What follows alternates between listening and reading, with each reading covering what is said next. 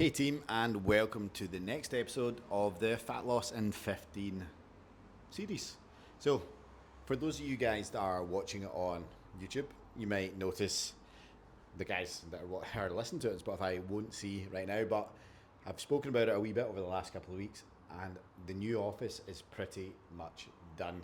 Enjoying the new terracotta wall, the new couch, courtesy of my little brother, some plants. All we need to do now is get some more prints for that wall over there, a wee bit of lighting, and most likely some more plants because Lucy absolutely loves plants, and I agree, it gives a nice ambience to the room.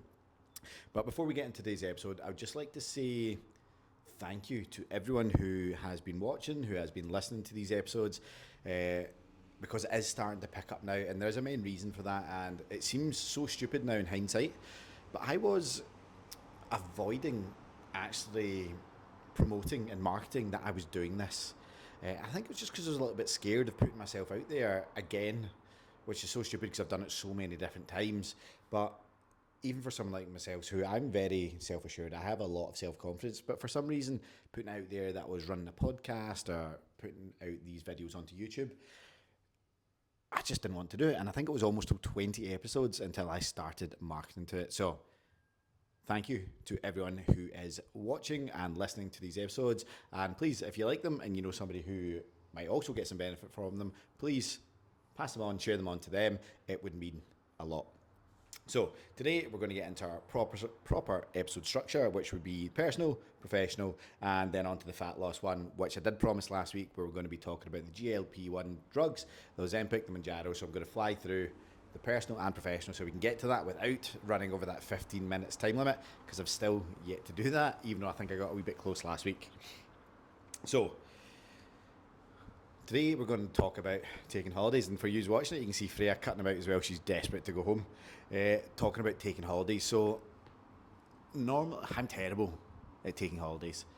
I've been a coach now 10 years, and I would say I've never taken more than 2 weeks off in any of those 10 years, excluding maybe the Christmas period where it gets a wee bit quieter. So this year has been just as bad. Me and Lucy had said that, or Lucy and I had said that we were going to take a holiday in April, and before you knew it, click of the fingers, it was April, we hadn't booked anything in, we never went away. So now it is July, and next week we are actually going away. And I'm really looking forward to it. We're just going over to Belfast for a week to Lucy's holiday home up on the north coast. I've actually got tickets to the British Open up at Portrush, which I'm really excited to go to. We're going to play some golf with Lucy's brother, and I'm meeting up with a few of my best mates I went travelling with who are also going to be in Belfast. So all in all, it's going to be a great week. The weather looks great. And then next month, we are going to Porto again with Lucy's family for 10 days. It's going to be a big holiday, lots of sun, lots of good food, and proper relaxation. And this brings me on to the whole point of this, and you can only progress from what you can recover from. And there's something that I actually wrote in an email yesterday or the day before. I'm not 100% sure when it's coming out, because I do tend to write them in a big block and then schedule them, normally 6 emails at a time. And oh no, I've lost my train of thought. I was talking about just doing too much. Okay, so it's really common for me when we get to the summer months, July and August, and things start to quieten down, especially at the start of July, and kind of tapers off a wee bit into August. Loads of people are on holiday. People are out enjoying the nice weather. People are not on their phones as much. They're not that interested in losing weight now because they know they've not got enough time. So the leads dry up and things slow down a wee bit. And in the past, what this has done is it's led me to start pushing harder, to start trying new things. And essentially what it leads to is me just burning out. I'm like hitting my head against a brick wall. I'm trying too hard for very little return. So instead, what we're doing is flipping it on its head and just trusting the process. Doing my YouTubes, doing my podcast, getting my 3 weekly emails out, getting 4 or 5 Instagram posts done a day, delivering a great service to our clients, staying on top of the team, and just ticking off those non-negotiables and being consistent with the stuff that actually moves the needle long term. So instead of looking for those quick fixes, the exact same stuff that I would say to our clients, focus on the things that actually matter, the things that actually move the needle. And one of them is making sure that you're recovering enough to get the progress from what you're actually doing. So the same with me, instead of burning out and actually not moving the needle anywhere and resenting my job, Similar to the guys that have gone from zero training to 7 training sessions per week, to going from 0 steps to 10k steps per day, who've gone from never tracking a calorie to tracking every little thing they put in their body. It's too much. It can get overwhelming. What happens is you burn out, you resent it, and you fall off plan. And that's because you can't quite recover from what you're doing to your body. So recovery is such an important aspect of training. It's such an important part of life and running a business. So I just feel like I've gone on a very divergent, squiggly roadmap rant there about what was I actually wanting to talk about, and it wasn't very clear. So hopefully you took something from that. And that's going to lead me on to the professional aspect of what I slightly touched on already there. And that is when you have these highs and lows in business, and they're very related to the highs and lows and the peaks and troughs that you'll get on any sort of fitness journey, especially if you're on a fat loss journey.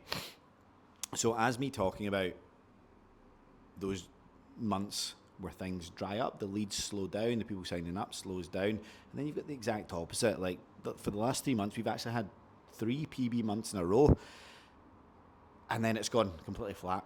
And in previous years, as I said, I would have just thought, I need to chase that high again. I need to get those clients in. And that's because I was chasing the highs and the lows. I was listening to my emotions and making decisions off the back of emotions. And this happens with fat loss. Your body weight is going to fluctuate. It's going to go up, it's going to go down. But as long as it's trending down the way, we're on the right path.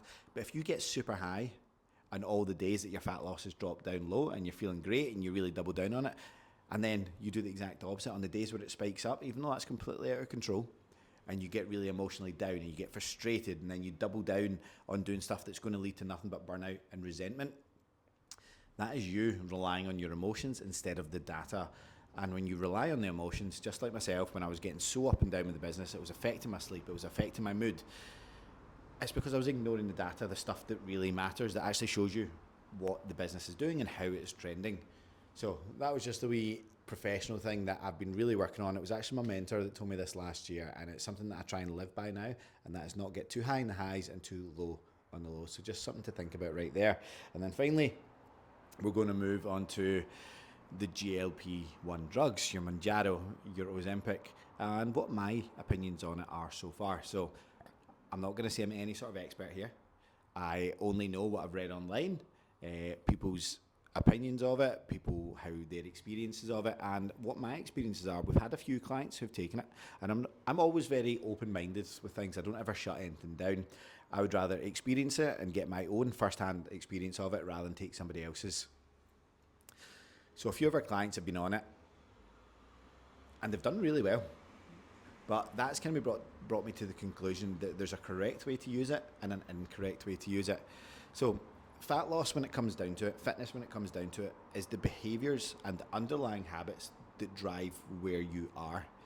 And this is quite a broad statement here. The vast majority of people who are going to be on those drugs are the people that don't have the correct behaviors to live a lean life. They don't naturally move a lot. They don't have a great diet. They don't eat high protein diets. They don't exercise regularly.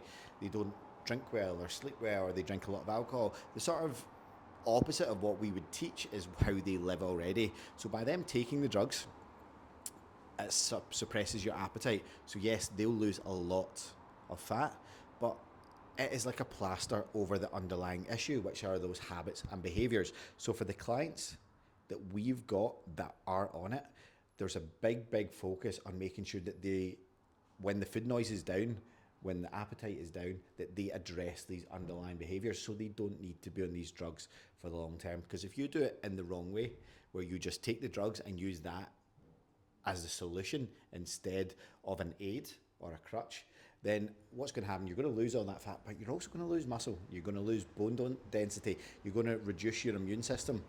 And yes, you might be smaller, but it doesn't necessarily mean that your body composition is any better. Because when you lose fat, your body it just takes it from any source. So that could be from muscle, it can be from fat. So you need to force it to keep the muscle so you're losing the body fat percentage. There's not that much benefit being 10 kilos lighter if you've lost 5 kilos of muscle and 5 kilos of fat. Yes, you'll be a little bit healthier, but it's not going to be the same benefit.